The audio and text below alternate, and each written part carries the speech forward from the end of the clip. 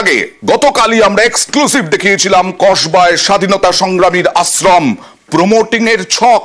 একটা স্বেচ্ছাসেবী সংস্থা, তাদের আন্ডারে আছে এই সরলা পুণ্যাশ্রম। এই সরলা পুণ্যাশ্রম প্রমোটিং এর ছক, দুপক্ষের বিরুদ্ধে এই দুপক্ষ অভিযোগ করছিল। আমরা দেখালাম জবরদখল, সরলা পুণ্যাশ্রম দখল নিয়ে তদন্তে গাফিলতির অভিযোগ, কসবা থানার বিরুদ্ধে গাফিলতির অভিযোগ আবাসিকদের। জয়েন্ট সিপিকেও বলা হয়েছিল বলে দাবি আবাসিকদের। কথা বলবো প্রতিনিধি অনুপের সঙ্গে। অনুপ, গতকাল যখন আমরা দেখিয়েছিলাম অনুপ, তখন দেখিয়েছিলাম যে দুপক্ষই প্রমোটিং এর ছকের অভিযোগ করছে। পুলিশকে জানানো হয়েছিল কবে, কি অবস্থায়, তারপরে কি হলো? গতকালই আমরা কিন্তু কসবায় সরলা পুণ্যাশ্রম এই আশ্রমে কিন্তু একেবারে এই খবর নিউজ বাংলায় তুলে ধরেছিলাম। এর পরবর্তী ক্ষেত্রে দুপক্ষই কিন্তু একেবারে প্রমোটিং এর তথ্য ইতিমধ্যেই তুলে ধরছে। যদিও কসবা থানায় ইতিমধ্যেই যে অভিযোগ দায়ের করা হয়েছিল, চিঠি পাঠানো হয়েছিল, সেক্ষেত্রে কিন্তু কসবা থানার ভূমিকা নিয়ে কিন্তু ইতিমধ্যেই প্রশ্ন উঠতে শুরু করেছে। কারণ দুপক্ষই কিন্তু একই অভিযোগ করছে, প্রমোটিং এর তথ্য খারাপ হচ্ছে।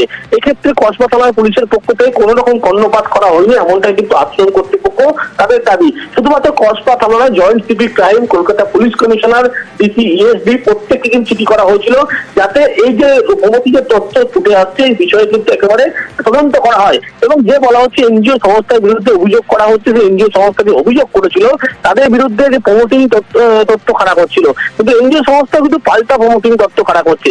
আর এখানেই যখন অভিযোগ করা হচ্ছে, এরপরে কিন্তু পুলিশ কোনো রকম কর্ণপাত করেনি, এমনটাই কিন্তু এই পুণ্যাশ্রম, সেই সরলা পুণ্যাশ্রম আবাসিক তাদের এই দাবি। ইতিমধ্যেই পুলিশের পক্ষ থেকে এই ঘটনার অভিযোগ হওয়ার পরে, চিঠি পাঠানোর পরেও কোন রকম ভাবে কেউ কর্ণপাত করছে না, এমনটাই কিন্তু দাবি। দেখা যাক আমরা খবর করার পরে এবার নজর দেয় কিনা পুলিশ। যদিও আবার বলছি, দুপক্ষেরই অভিযোগ প্রমোটিং এর ছকের, কিন্তু তারপরেও ওখানকার কাউন্সিলর বৈশ্বনাথ চট্টোপাধ্যায় তিনি দাবি করছেন এরকম কিছু নয় এবং এটা গুজব। সরলা পুণ্যাশ্রমে এখানে মানুষের কাজ চলছে, সেখানে কেন কিসের জন্য এই সমস্ত হবে? এটা হবার তো কোনো দরকার নেই। এটা কিছু কিছু মানুষ একটা বাজারে একটা ছাড়বার চেষ্টা করছে, কিছু মিথ্যে প্রচারও চলছে। কোনটা সত্যি কোনটা মিথ্যে সেটা যাচাই করে দেখতে হবে। যারা সত্যি কথা বলবেন, যারা মানুষের জন্য কাজ করবেন, তাদের আমরা সাহায্য করব। যারা ভুতুড়ে ভাবে নানান ধরনের গুজব রটাবেন, তাদের এই গুজবকে আমরা মান্যতা দেবো না। এখন যারা ওইখানে মানুষের কাজ করতে পারছেন না, তারা একটা আলাদা গোষ্ঠী বানিয়ে এটা তৈরি করছেন। একটা বাড়িতে সমাজসেবামূলক কাজ হচ্ছে, সেখানে দাঁড়িয়ে যদি এখানে সত্যিকারের প্রমোটিং হয়, তাহলে সেক্ষেত্রে আমাদের বাধা বা আমাদের আপত্তি থাকবে। যদি প্রমোটিং এর ছক হয় তাহলে বাধা বা আপত্তি থাকবে। আমরা গতকাল কি দেখিয়েছিলাম, এনজিওর বিরুদ্ধে আশ্রম দখলের অভিযোগ, সরলা পুণ্যাশ্রমের জমিতে প্রমোটিং এর ছক। গতকালই অভিযোগ খারিজ স্বেচ্ছাসেবী সংস্থার।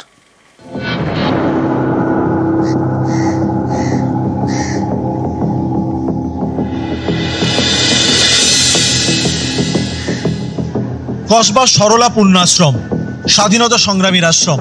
এই আশ্রমের সঙ্গে জড়িয়ে নেতাজি সুভাষচন্দ্র বসুর নাম। ঐতিহ্যশালী এই আশ্রমই দখল হয়ে গিয়েছে বলে অভিযোগ। এক স্বেচ্ছাসেবী সংস্থার বিরুদ্ধে অভিযোগের আঙুল তুলেছেন আশ্রম কর্তৃপক্ষ এবং আবাসিকরা। সরলা দেবীর নামই সরলা পুণ্যাশ্রম। দখল কারা করতে চাইছে এনজিও বলে জানতাম। মোট কথা আমাকে উপর থেকে নামিয়ে দিয়েছে, আমরা উপরে ছিলাম, নিচে আমরা ক্লাস হতো। এনারা এসে এই জায়গাটা আস্তে আস্তে দখল করলেন। এখন চাইছেন আমাদের যাতে চলে যেতে হয়, ওরা যাতে থাকতে পারে, আমাদের অস্তিত্বটাই চলে যাচ্ছে আর কি। কসবার বোসপুকুরের পূর্ব পাড়া, এখানেই সরলা পুণ্যাশ্রম। 19 কাঠা জুড়ে আশ্রম, এর সঙ্গে জড়িয়ে প্রায় 100 বছরের ইতিহাস, স্বাধীনতা সংগ্রামের কাহিনী। 1929 সালে হিন্দু বিধবাদের জন্য আশ্রম তৈরি করেন বেণীমাধব দাস। বেণীমাধব দাস ছিলেন নেতাজি সুভাষচন্দ্র বসুর শিক্ষক।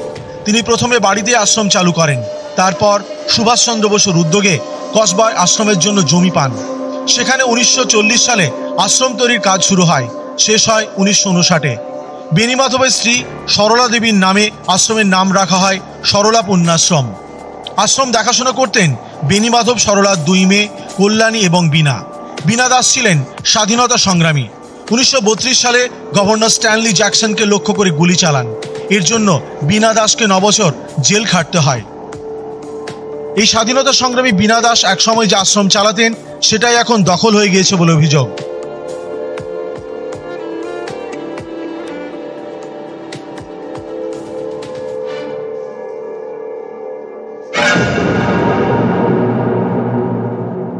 এম ফাউন্ডেশন বলে এই এনজিও আমাদের কাছে আসে, অ্যাপ্রোচ করে, ওদের যদি একটু কাজ করতে দেওয়া হয়, জয়েন্টলি কাজ করতে হবে, এরকম একটা পারমিশন আমরা ওদের দিলাম। কিন্তু দেখা গেল আমাদের কিছু পারমিশন না নিয়েই এরা নানা রকম ইল্লিগাল কাজকর্ম করতে শুরু করলো।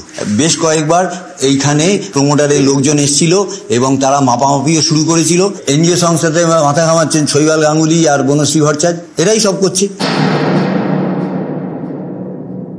আমাদের কাউন্সিলর সাহেবকে এবং আমাদের এমএলএ যিনি, ওনাকে আমরা জানাই যে এখানে একটা প্রমোটিংয়ের ব্যবস্থা হচ্ছে এবং আপনারা বন্ধ করুন। তপব্রত ব্রহ্মচারী, বিশ্বজিৎ গুহ, এনারা বহু লোকজন এবং এখনও আনছেন, এনে এটাকে প্রমোটিং করার জন্যে, এটাকে করার প্রচণ্ডভাবে চেষ্টা করছে, যেটার জন্য আমরা অভিযোগ অলরেডি থানায় বলেও দিয়েছি। দুপক্ষই একে অপরের বিরুদ্ধে অভিযোগ করছে। সবারই অভিযোগ আশ্রমের জমিতে নাকি প্রমোটিং এর চেষ্টা হচ্ছে, কিন্তু প্রমোটার কোন পক্ষ তদন্ত চালাচ্ছে কসবা থানার পুলিশ।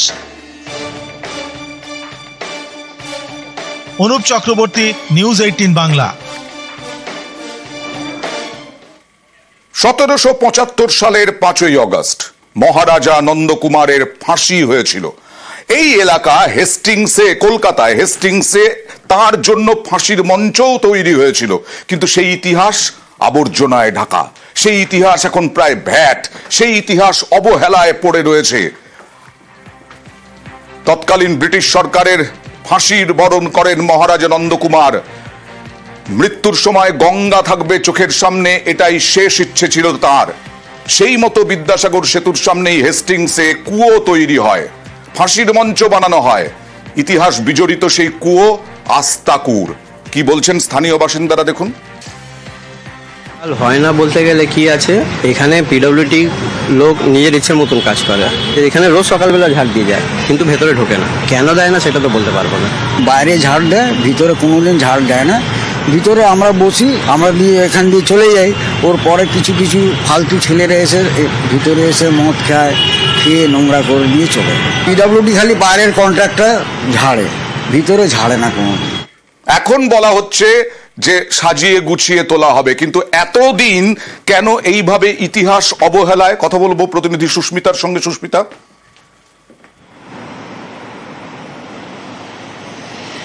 দেখো, ইতিহাস অবহেলায় কথাটি যেমন একদিকে সত্য, ঠিক তেমনই সেই ইতিহাস বিজড়িত কুয়ো আজকে যে আস্তাকুড়ে পরিণত হয়েছে সেই ছবিটাও স্পষ্ট।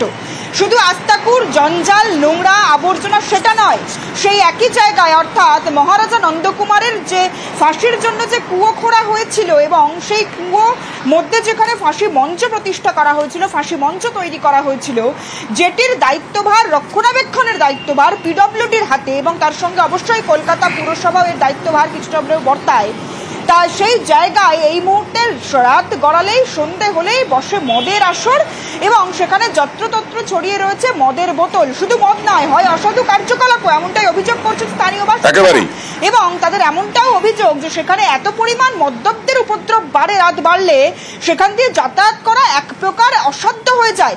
এবং এই মুহূর্তে আমরা কাউন্সিলরের সঙ্গে যোগাযোগ করেছিলাম, তিনি স্পষ্ট করে জানাচ্ছেন যে ইতিমধ্যে একদম সেইটাই দেখাবো, কারণ এইরকম ইতিহাস অবহেলায় পড়ে থাকা ঠিক নয়। সাধারণ মানুষও অভিযোগ করছেন, আশ্বাস দিচ্ছেন, আমরা নিশ্চয়ই চাইব দ্রুত পদক্ষেপ করা হবে। মেয়র সাহেবের সঙ্গে কথা বলে অলরেডি আমাদের পেয়ারিং রিনোভেশন ভালো করে করার জন্য একটা ফাইল প্রসেসে ছিল। এক্সপেক্টেড আছে এপ্রিল মাস থেকে আমরা ওখানে কাজ করতে পারবো। ভালো করে ওই জায়গাটাকে সুন্দরভাবে করতে যাচ্ছি।